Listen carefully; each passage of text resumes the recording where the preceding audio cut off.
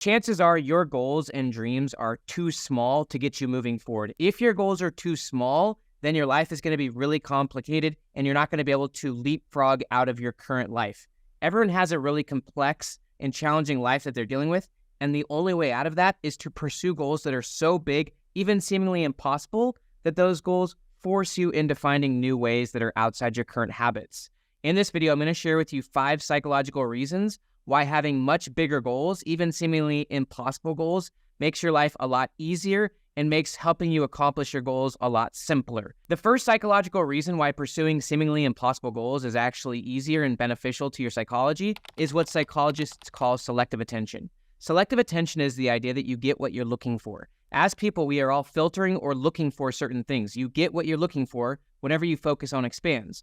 There's a concept on this that I really like. It says that you're so busy looking for the bronze coins that you miss the gold coins all around them. Well, one of the reasons why pursuing massive and seemingly impossible goals is beneficial is because then you will start filtering for and looking for the ways of getting there. You'll start to find those gold coins. Chances are you're not looking for the ways to achieve impossible goals because you're not even thinking about them because you think they're impossible. If we have a dream or a vision or some ideal, something that we want to accomplish that we think is impossible, if we usually think it's impossible, then we won't even think about it. Therefore, we won't filter for it. Most people are filtering for what psychologists call the default future. The default future is the most expected future. It's the future that you most believe in. Here's kind of the crazy litmus test is that you can know what you're filtering for or looking for by just simply looking at what's in your life. There's a great quote that says, when the student is ready, the teacher appears.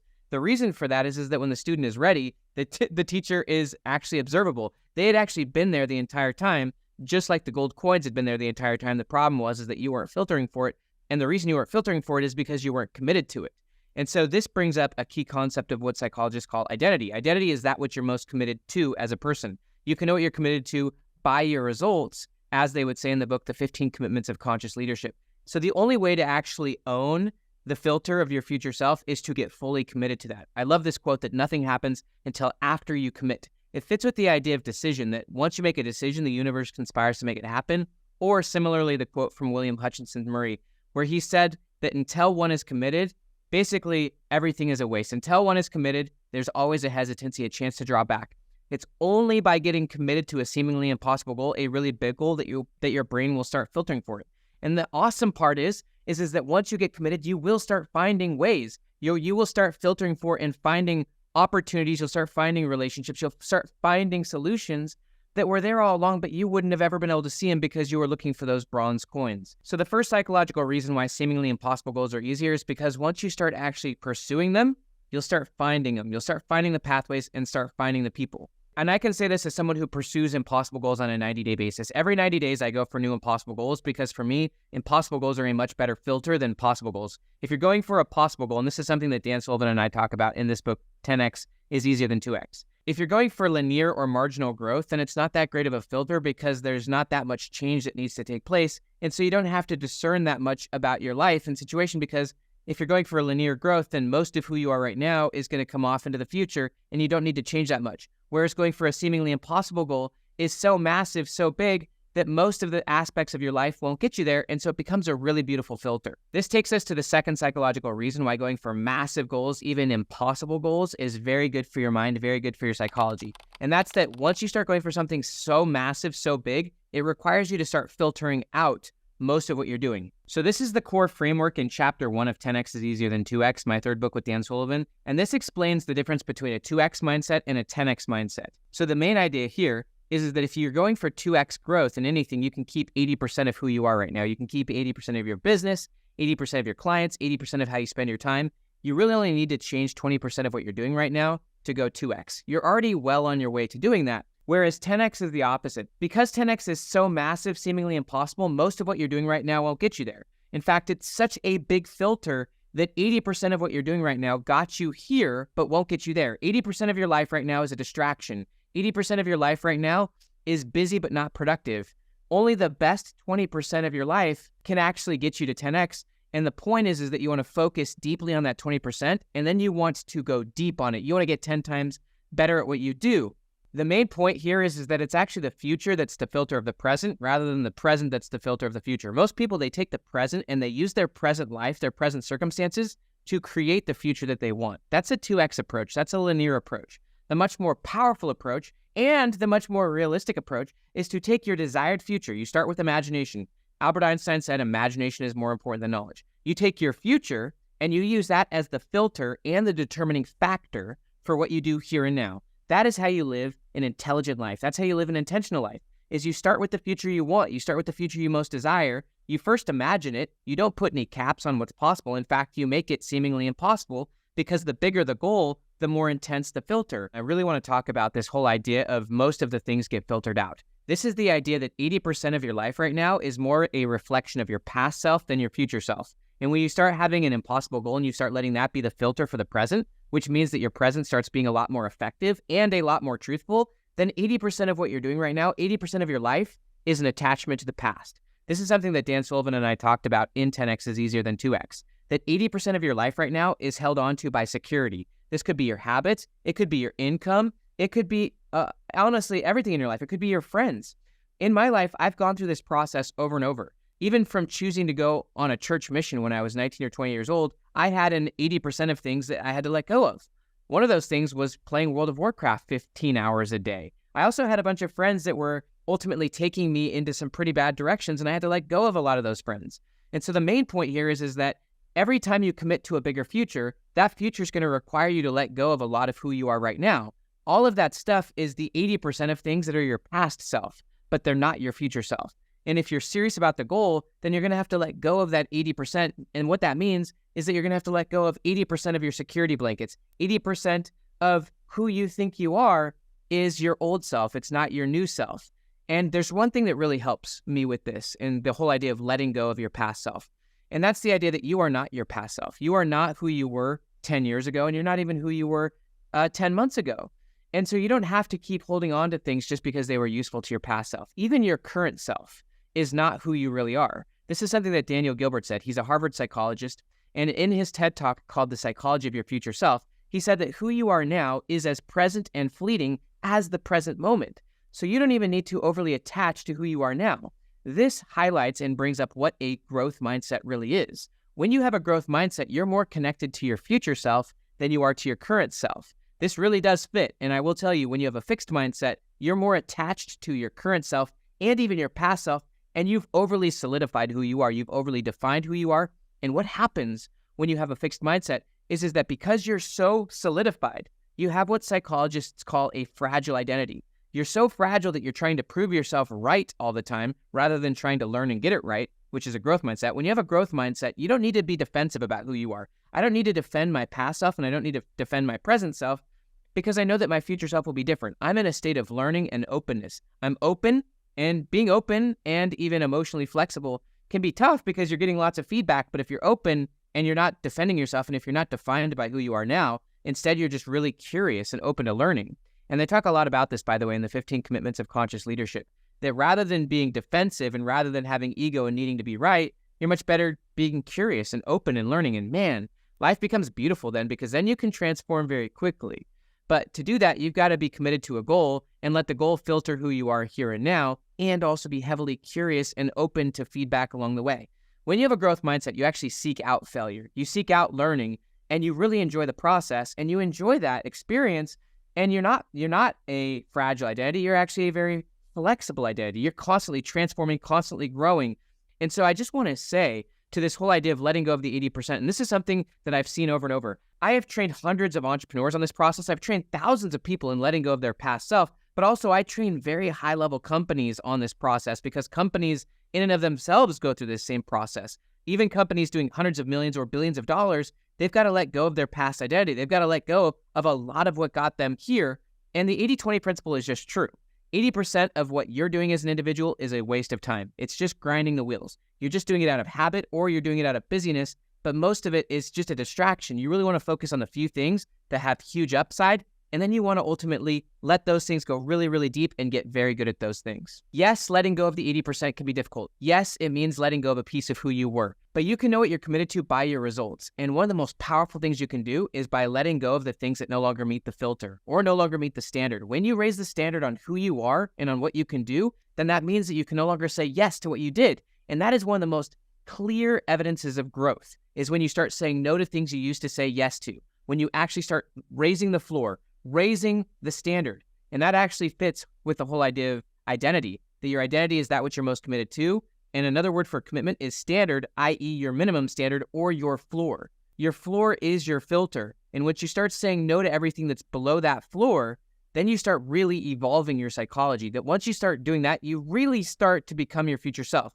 And it largely comes by raising your floor or raising your standard and saying no to the stuff you used to saying yes to. Let go of all that 80%. You don't have to do it all at once. A lot of it you can pass off to other people. You can delegate it to other people.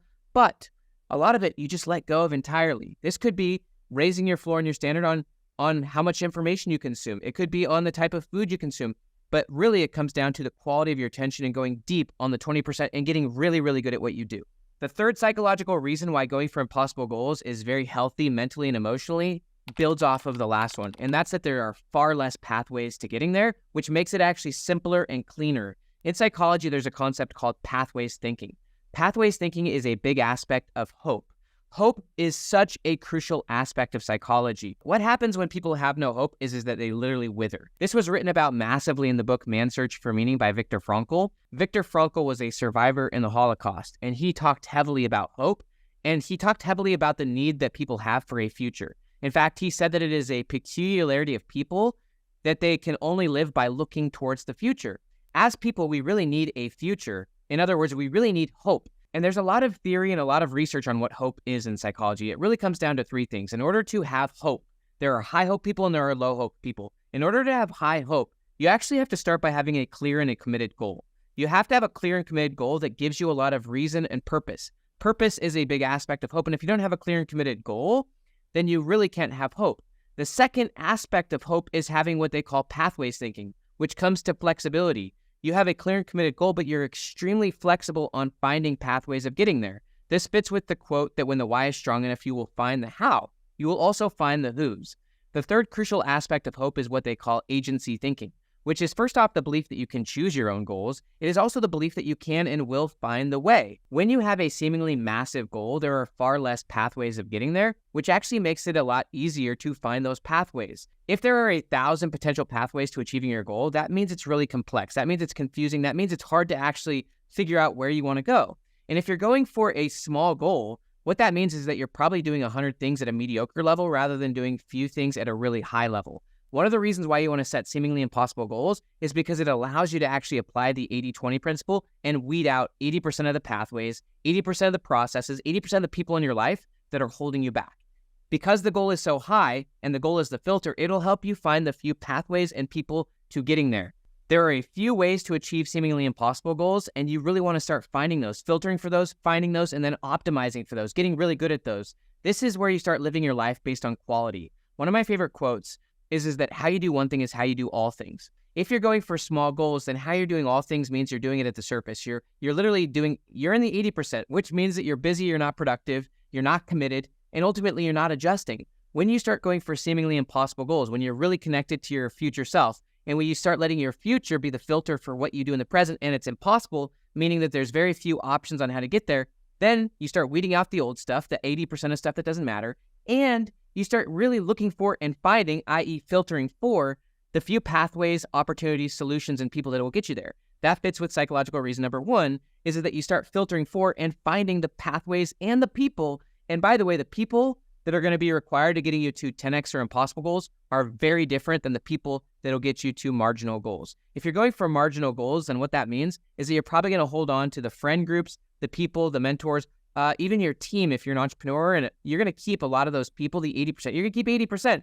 Whereas when you start going for seemingly impossible goals, the filter becomes a lot more intense. You really start looking for and finding, i.e. filtering for really phenomenal pathways, but also you start filtering for incredible 80-20 people. There's a great book on this called The 80-20 Individual by Richard Koch, and he talks about how in every situation, there are always just like a few people that are generating almost all the results. They're the force, they're the faith behind all the results. And so once you start going for impossible goals, you're going to start filtering for and finding those 20% individuals. I've actually been training a franchise company that's doing hundreds of millions in revenue, looking to get to over $1 billion in the short-term run.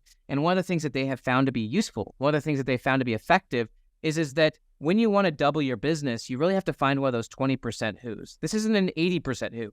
Often when we're talking about who, know, how, and stuff like this, these books that I wrote with Dan Sullivan, often we think about it in terms of getting someone to do something that you don't like to do. That's often how people view delegation, is I want to give a task that I don't like doing to someone else. That's getting an 80% where you pass off your stuff, your old work, to someone who doesn't really like to do it. That's getting someone who has a job. Whereas rather than being a manager, if you want to be a leader, and if you want to go 10x, and if you want to go for impossible goals, then you have to find those few people that are the best in the world at what they do.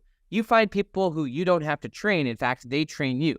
And this is a really good filter that if you have to train someone, they're probably the wrong who. You're probably operating 2x, not 10x, using the language of this book. When you start going for impossible goals, you've got to filter for and find those few who's that will help you achieve things that are seemingly impossible. And you can and you will. If you make that your filter, this is the most powerful thing about your brain. And in fact, Dan Sullivan talks about this. He says your eyes can only see and your ears can only hear what your brain is looking for. Once you start really raising the bar and you start going for impossible goals and you start letting your brain do its work of selective attention, filtering for and finding the few pathways and people that will get there. And as you're raising your floor massively and stripping away the 80%, how you do one thing is how you do all things, you will start to develop the confidence to start finding and partnering with people who can change your life, with people who can change the game for you. And that's when it's game over. That's when you're no longer competing with anyone else. That's when you start creating dream teams where you start partnering with people who can change the game for you, and you're filtering for those. This takes us to the fourth psychological reason why you should be going for impossible goals and why impossible goals simplify and make your life easier. And that's that the goal is so high and the filter is so intense that it forces 80-20 thinking. It forces you to let go of almost everything you're doing because almost everything you're doing is a distraction. Yes, you can keep it if you don't have massive goals. But if you want to go for massive goals, if you want to go from quantum leap to quantum leap, what Gay Hendricks calls big leap to big leap, then you've got to let the future shape who you are in the present. This is Psychology 101, that you want your future and your future self, which is a very different person than you, by the way. Most people think that who they are now is who they're going to be in the future. That's a fixed mindset. No, your future self is massively different than you. They could be 10 times better, 10 times wealthier, 10 times happier, but you want your future self to filter who you are in the present. This is how you start being your future self now. And I wrote an entire book on this called Be Your Future Self Now.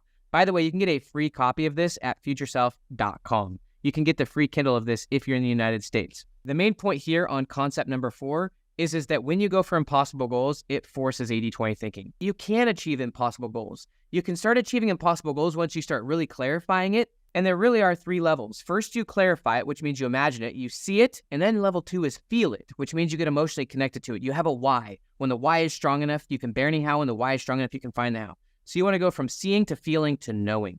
Once you get to a place of knowing, then you start operating fully as your future self. One of my favorite quotes comes from Florence Shin. She said, "Faith knows it is already received and acts accordingly." The 5th and final psychological reason why you should be pursuing impossible goals is because it simplifies your life. There's a great quote that says, "Simplicity is the ultimate sophistication." If you're going for small goals, chances are your life is very complex. Chances are you're doing 1,000 different things and you're not doing any of them well. How you do one thing is how you do all things. When you're going for small goals, that means that you're caught up in the busyness. You're caught in the thick of very thin things. Only when you start going for impossible goals will you start operating by faith. Only once you start going for impossible goals will you start filtering for and finding the few pathways, the few people that have the big upside.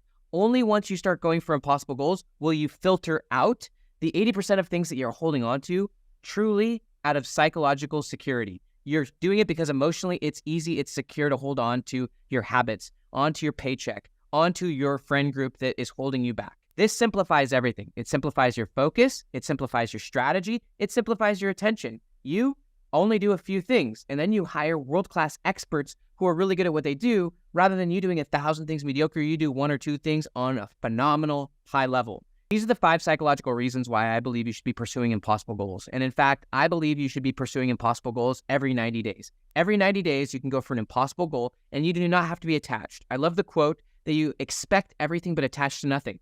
You let your future be the filter for who you are, for what you do. You start weeding out more and more of what won't get you there. You really raise the floor, which means you really raise the standard. And this improves everything that you're doing. It also helps you to filter for and find unique pathways and those 80-20 individuals, those people, those 20% people that will change the game for you. Otherwise, you're just busy. And if you're an entrepreneur, you're probably hiring people that aren't that great at what they do. And ultimately, you're just grinding away. And in times of turbulent transformation, if you're operating by yesterday's logic, if you're operating by competition against other people, you will lose. It's about innovation. It's about imagination. It's about using the future to filter for and create the present and being an innovator. Filtering those few pathways that'll help you get there, finding those few people that will change the game for you, and you going really, really deep on your 20% that's going to change your life. I know you can do this. If you're pursuing impossible goals, you can accomplish them in a short period of time because you're going to find and filter for those things. I can tell you this. I do this on a regular basis, and I love the quote, when the student is ready, the teacher appears. What this means is that once you really start committing and start filtering for, you will find opportunities, you will find people, and you will start transforming fast. And organically, because you're being pulled forward by that future, you've gone from seeing to feeling to knowing. Because you're organically pursuing that future, you will happily let go of the things that are holding you back. You'll raise that floor. You'll be happy. I'm Dr. Benjamin Hardy. Please like, please subscribe. Please go 10x. You can do this.